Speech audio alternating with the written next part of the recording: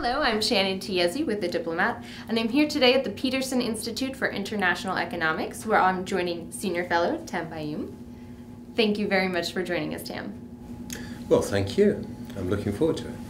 We're going to be talking today about Japan's economy. Tam, Japan's economy has been in the news most recently because of the Bank of Japan's decision to implement a negative interest rate. So to start out, could you just explain to our viewers and myself what exactly that means? Okay. Well, what it means is that at present, the Bank of Japan has, the commercial banks have given to the Bank of Japan a lot of money called reserves. In fact, in excess of what they normally would hold. And what the Bank of Japan had done was have a zero interest rate on that, i.e. they paid them nothing, but they took nothing.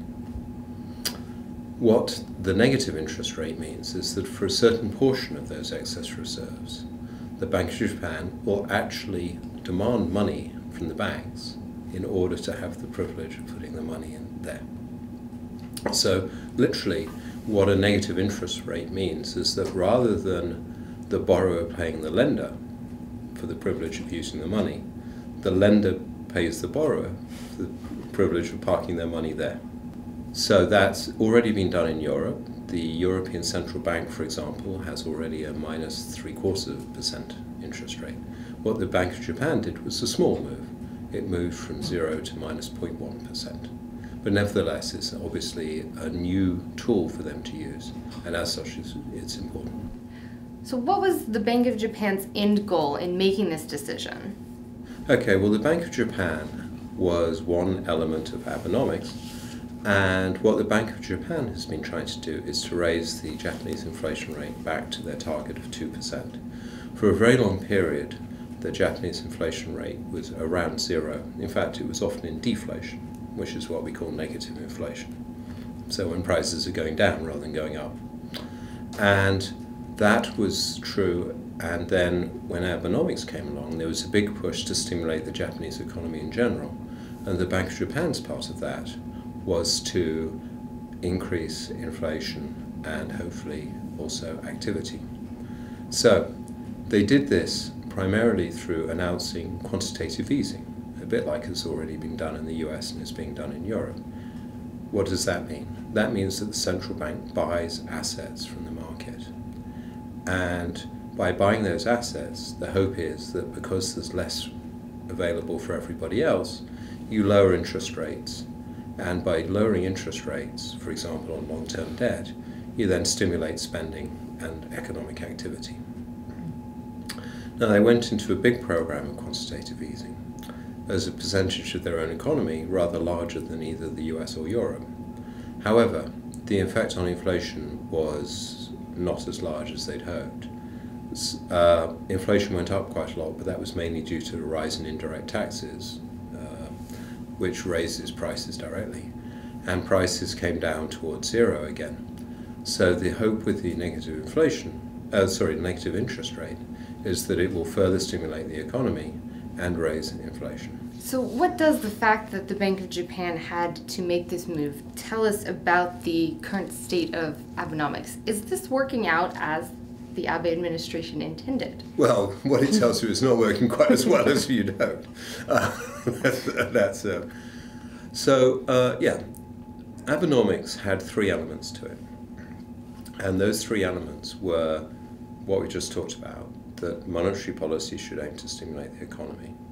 There were two other elements, one of which was to work towards structural reforms of the Japanese economy, and that was obviously a government commitment.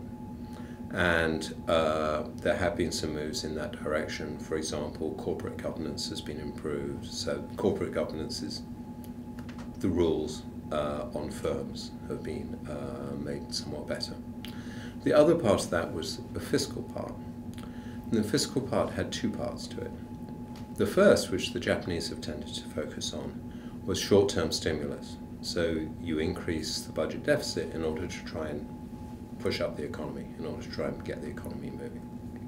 The second, which some outside commentators have focused rather more on, was the need to get Japan's government debt into a sustainable position. the Japanese have the largest government debt as a ratio to GDP in the world, or certainly in the advanced countries, and it's over 200% of GDP. It's a very large number. And while they're also running large budget deficits and therefore piling that money up continually, what the stimulus did was to increase the deficit.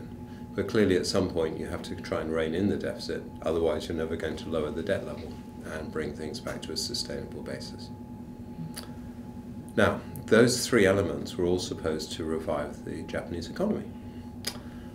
However, things didn't go quite as planned, and the Japanese expansion has been fitful at best, and inflation has not been rising.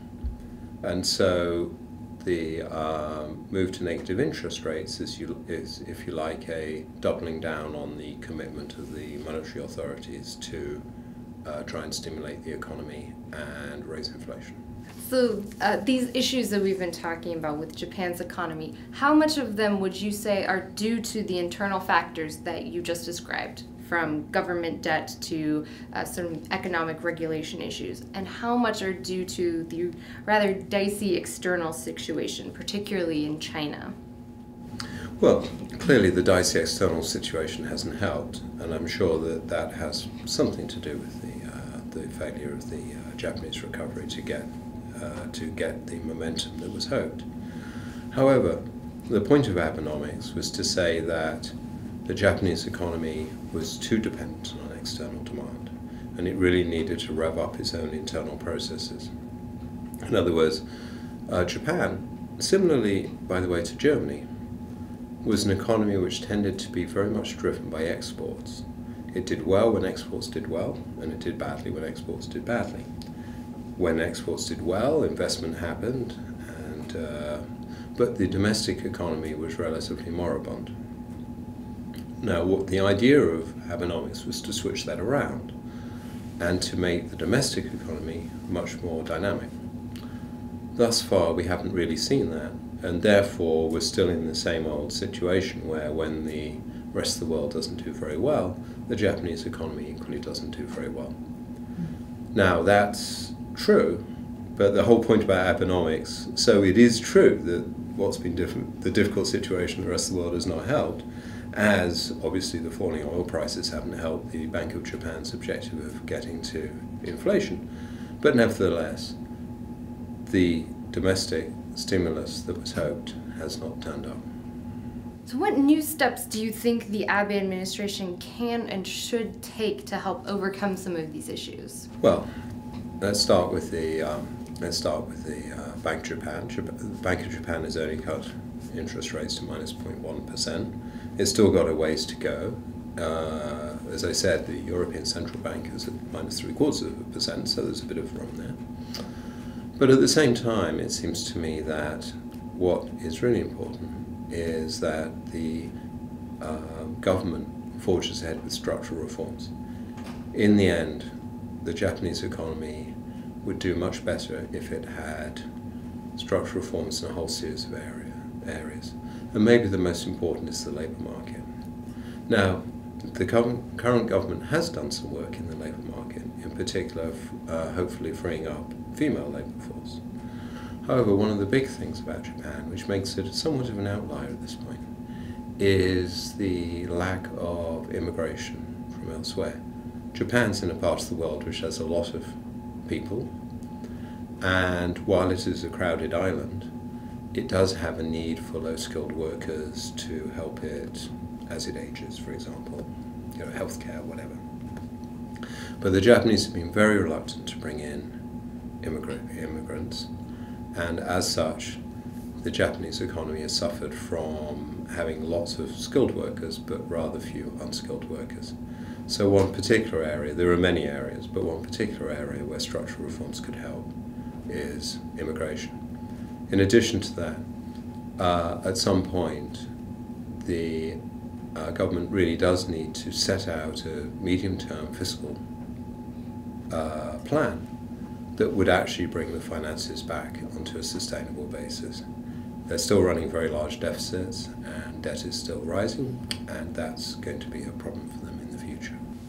given all of the factors that we've been discussing, what's your personal forecast for what to expect from Japan's economy in the next few years?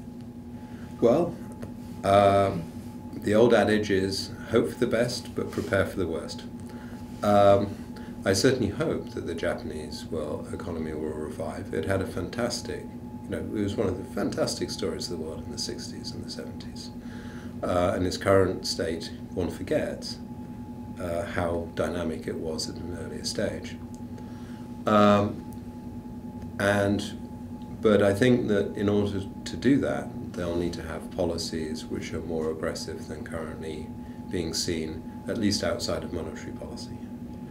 And that's something that they will need to do. If not, I'm afraid it may be a bit more of the same. Mediocre growth, to say at the best, and low inflation come deflation. Well, thank you so much for joining us, Tam. I've learned a lot about Japan's economy today. Well, it was a real pleasure. Thank you very much. And thank you for tuning in. Once again, I'm Shannon Tiezi with The Diplomat.